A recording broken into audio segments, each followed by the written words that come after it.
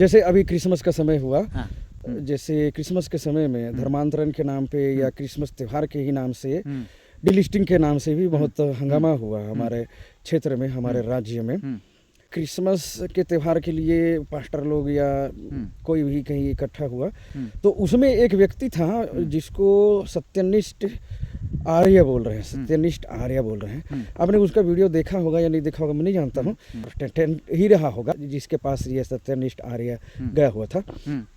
उसने उसको इस तरह से पकड़ा, बेबी ये वो, और सवाल किया उसने।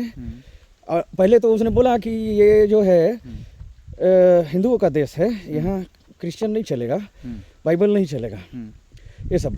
फिर क्वेश्चन किया उसने जीसस क्राइस्ट के बर्थ से रिलेटेड, और मैं जैसे हम अगर हिंदू धर्म की भी बात करें, सनातन हिंदू धर्म की बात करें, ब्रह्मा का नाम ले लीजिए, और फिर ये जो जाति सिस्टम है ना, जाति सिस्टम पे भी हम लोग बात कर रहे हैं, तो उसको वर्ण व्यवस्था बोलिए, कुछ भी बोलिए, और उसके तहत में जैसे 4 वर्ण होते हैं, तो ब्रह्मा के मुंह से निकले ब्राह्मण लोग, सीने से निकले क्षत्रिय लोग, और जांग से निकले वैश्य लोग, पैर से निकले शूद्र लोग। तो इस तरह से बर्थ तो इन लोग भी बता रहे हैं ना, माने हिंदू भी बता रही है बर्थ का।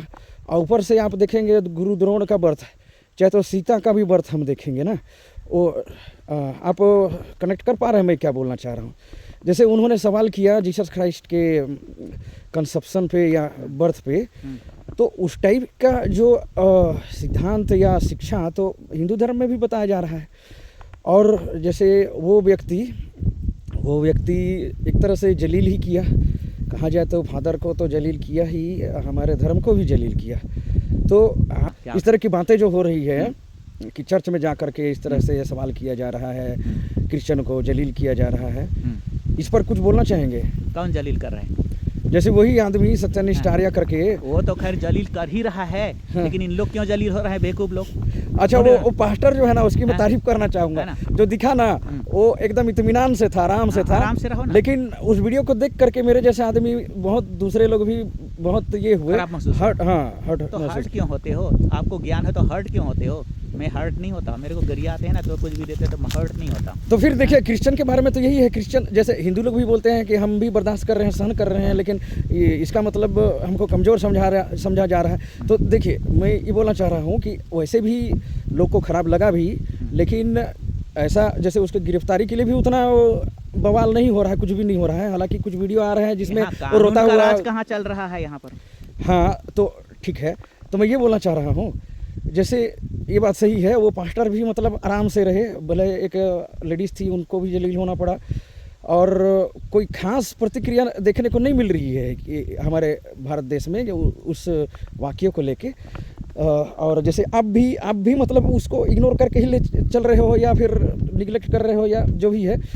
तो अच्छा, तो फिर मैं ये कंक्लूजन पे पहुंच रहा हूँ ना, ऐसी बातों को धुएं में उड़ाना ही सही है, ऐसे टाइप से। उड़ाने जैसी ही है, क्योंकि ये जो है ना बकवास कर रहे हैं दोनों पक्ष वाले। लेकिन एक चीज तो माने कि मैं फिर मेरे ऊपर आरोप लगाएंगे।